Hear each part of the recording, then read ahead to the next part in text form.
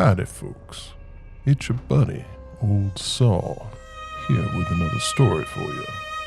This one deals with murder and madness, two of my favorites. So make yourselves comfortable, and we'll get down to the grisly details.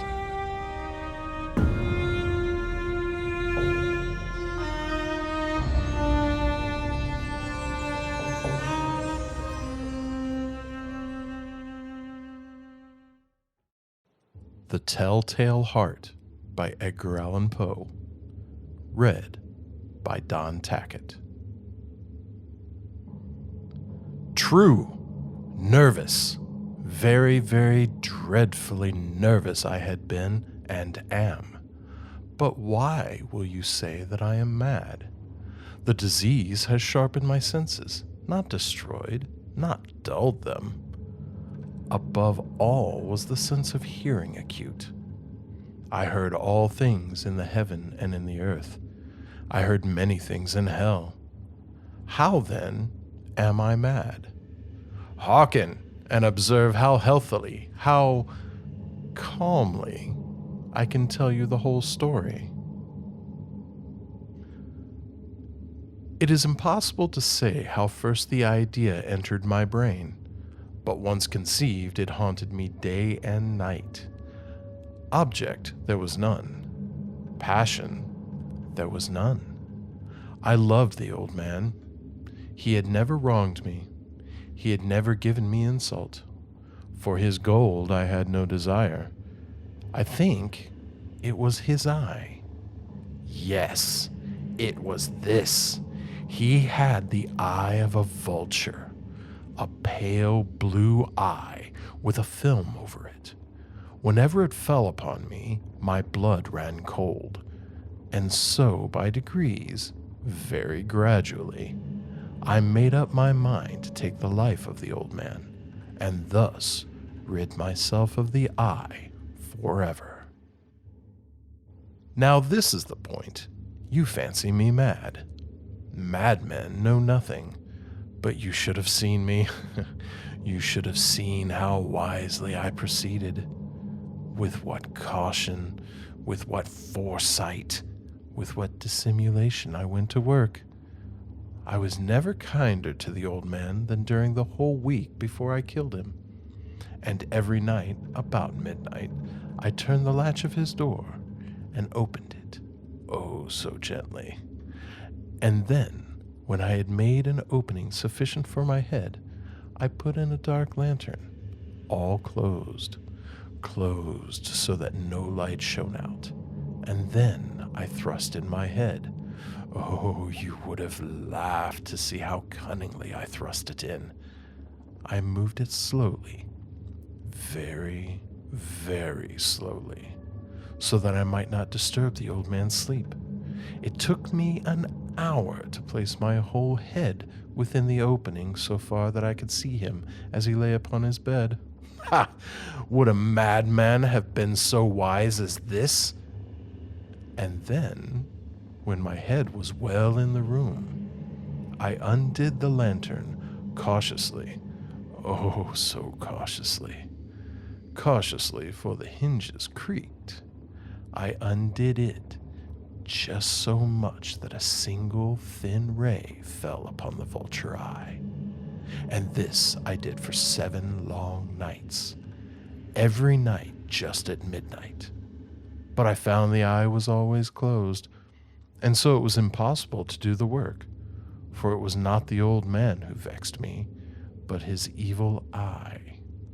And every morning when the day broke, I went boldly into the chamber and spoke courageously to him, calling him by name in a hearty tone, and inquiring how he had passed the night. So you see, he would have been a very profound old man indeed, to suspect that every night, just at 12, I looked in upon him while he slept. Upon the 8th night, I was more than usually cautious in opening the door. A watch's minute hand moves more quickly than did mine. Never before that night had I felt the extent of my own powers, of my sagacity. I could scarcely contain my feelings of triumph. To think that there I was, opening the door little by little, and he not even to dream of my secret deeds or thoughts. I fairly chuckled at the idea, and perhaps he heard me, for he moved on the bed suddenly, as if startled. Now you may think that I drew back, but no. His room was as black as pitch with the thick darkness, for the shutters were close fastened through fear of robbers. And so I knew that he could not see the opening of the door, and I kept pushing it on steadily. I had my head in and was about to open the lantern when my thumb slipped upon the tin fastening, and the old man sprang up in the bed, crying out, "Who's there?" I kept quite still and said nothing. For a whole hour I did not move a muscle, and in the meantime I did not hear him lie down. He was still sitting up in the bed, listening, just as I have done, night after night, hearkening to the death watches in the wall. Presently I heard a slight groan, and I knew it was the groan of mortal terror. It was not a groan of pain or grief. Oh no. It was the low, stifled sound that arises from the bottom of the soul when overcharged with awe. I knew the sound well. Many a night, just at midnight when all the world slept, it was welled up from my own bosom, deepening with its dreadful echo the terrors that distracted me. I say I knew it well. I knew what the old man felt and pitied him. Although I chuckled at heart, I knew that he had been lying awake ever since the first slight noise, when he had turned in the bed. His fears had been ever since growing upon him. He had been trying to fancy them causeless, but could not. He had been saying to himself, "Is it nothing but the wind in the chimney? It is only a mouse crossing the floor." Or, "It is merely a cricket which has made a single chirp." Yes, he had been trying to comfort himself with these suppositions. But he had found all in vain. All in vain, because death, in approaching him, had stalked with his black shadow before him and enveloped the victim. And it was the mournful influence of the unperceived shadow that caused him to feel, although he neither saw nor heard, to feel the presence of my head within the room. When I had waited a long time, very patiently, without hearing him lie down, I resolved to open a very, very little crevice in the lantern. So I opened it. You cannot imagine how stealthily, until at length a simple dim ray, like the thread of a spider, shot from out the crevice and fell full upon the vulture eye.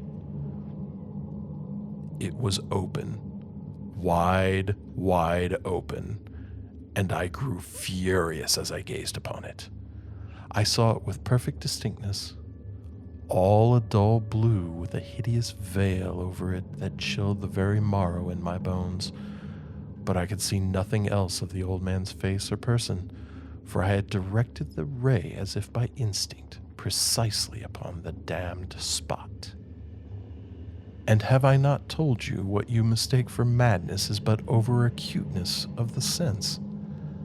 Now, I say, there came to my ears a low, dull, quick sound, such as a watch makes when enveloped in cotton. I knew that sound well, too. It was the beating of the old man's heart.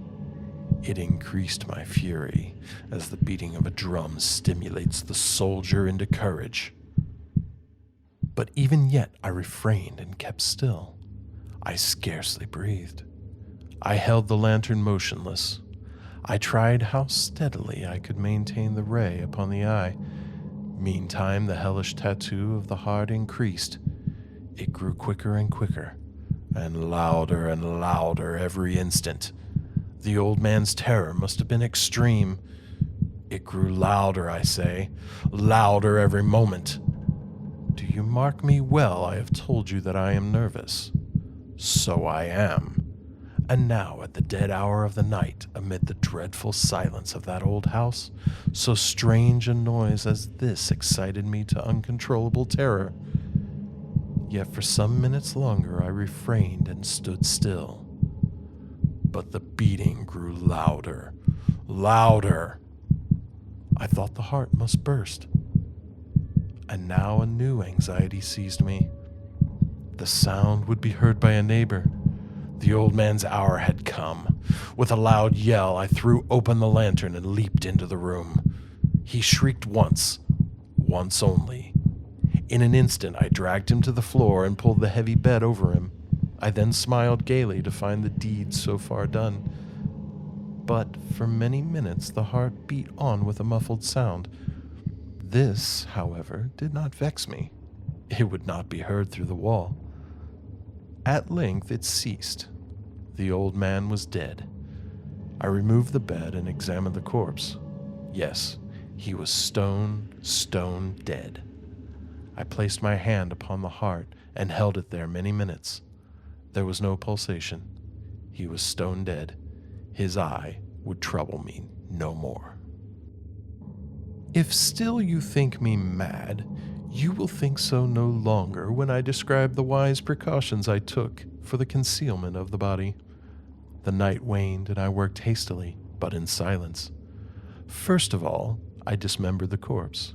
I cut off the head and the arms and the legs. I then took up 3 planks from the flooring of the chamber and deposited all between the scantlings. I then replaced the boards so cleverly, so cunningly, that no human eye, not even his, could have detected anything wrong. There was nothing to wash out, no stain of any kind, no blood spot whatever. I had been too wary for that. A tub had caught it all. When I had made an end of these labors, it was 4 o'clock. Still dark as midnight. As the bell sounded the hour, there came a knocking at the street door. I went down to open it with a light heart, for what had I now to fear? There entered 3 men who introduced themselves with perfect suavity as officers of the police. A shriek had been heard by a neighbor during the night. Suspicion of foul play had been aroused. Information had been lodged at the police office, and they, the officers, had been deputed to search the premises. I smiled, for what had I to fear? I bade the gentleman welcome. The shriek, I said, was my own in a dream. The old man, I mentioned, was absent in the country. I took my visitors all over the house. I bade them search well. I led them at length to his chamber. I showed them his treasures, secure, undisturbed. In the enthusiasm of my confidence, I brought chairs into the room and desired them here to rest from their fatigues, while I myself, in the wild audacity of my perfect triumph, placed my own seat upon the very spot beneath which reposed the corpse of the victim. The officers were satisfied. My manner had convinced them. I was singularly at ease. They sat, and while I answered cheerily, they chatted of familiar things. But ere long, I felt myself getting pale and wished them gone. My head ached, and I fancied a ringing in my ears, but still they sat and still chatted. The ringing became more distinct. It continued and became more distinct. I talked more freely to get rid of the feeling, but it continued and gained definiteness, until at length I found that the noise was not within my ears. No doubt I grew very pale, but I talked more fluently and with a heightened voice, yet the sound increased. And what could I do? It was a low, dull, quick sound, such as a watch makes when enveloped in cotton. I gasped for breath, and yet the officers heard it not. I talked more quickly, more vehemently, but the noise steadily increased. I arose and argued about trifles in a high key and with violent gesticulations, but the noise steadily increased. Why would they not be gone?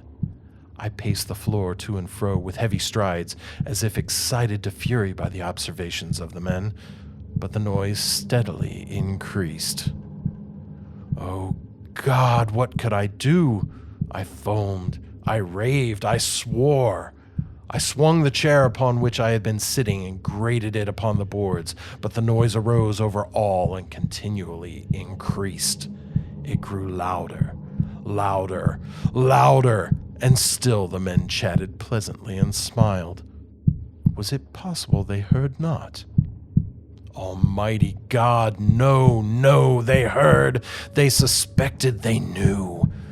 They were making a mockery of my horror. This I thought, and this I think.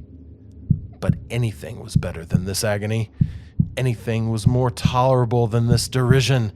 I could bear those hypocritical smiles no longer. I felt that I must scream or die, and now, again, hark! Louder, louder, louder! Villains, I shrieked. Dissemble no more. I admit the deed. Tear up the planks here, here. It is the beating of his hideous heart.